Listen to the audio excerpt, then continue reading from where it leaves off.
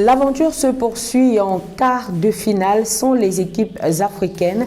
Elles étaient 4 dès le départ et pourtant 3 d'entre elles avaient réussi l'exploit de se hisser au 8e de finale. On fait le point dans cette autre édition de la Coupe du Monde sur Tribune de Femmes. Bienvenue à tous. Le Maroc, l'Afrique du Sud et le Nigeria sont passés à côté d'une qualification historique en quart de finale d'une Coupe du Monde de football féminin. Les Marocaines, qui étaient les dernières représentantes de l'Afrique encore en course le 8 août dernier, ont vu leur rêve stoppé net par une équipe de France restée solide jusqu'au bout. Le score qui aura sanctionné cette rencontre sera sans appel, 4-0 en faveur des Bleus. Pour leur première participation en Coupe du Monde, les Marocaines avaient pourtant réussi à semer le doute dans cette compétition accueillie par l'Australie et la Nouvelle-Zélande en accédant au second tour. À elles seules, elles ont marqué 2 buts et encaissé 10 en 4 matchs. Et l'Afrique du Sud s'est inclinée 2-0 en 8e de finale. C'était face aux Pays-Bas. Les Banyana qui avaient jusqu'ici réalisé un exploit en se qualifiant pour cette seconde phase de la compétition n'ont pas pu aller loin. Durant l'aventure, les néo-championnes d'Afrique ont marqué 6 buts et en ont encaissé 8.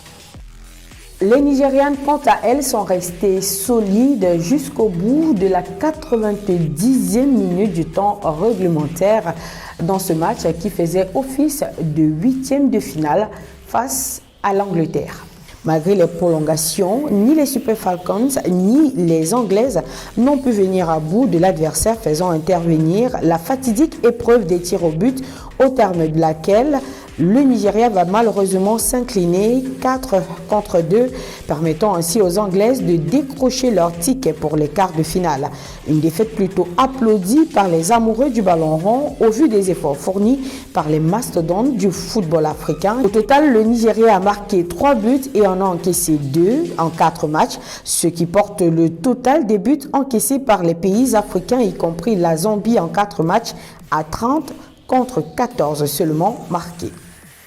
Et au sorti de ces 8e de finale, il ne reste plus que 8 équipes pour se hisser sur le toit de cette 9e édition de la Coupe du Monde féminine de football.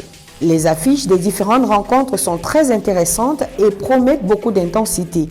L'Espagne affrontera les Pays-Bas et le Japon, la Suède.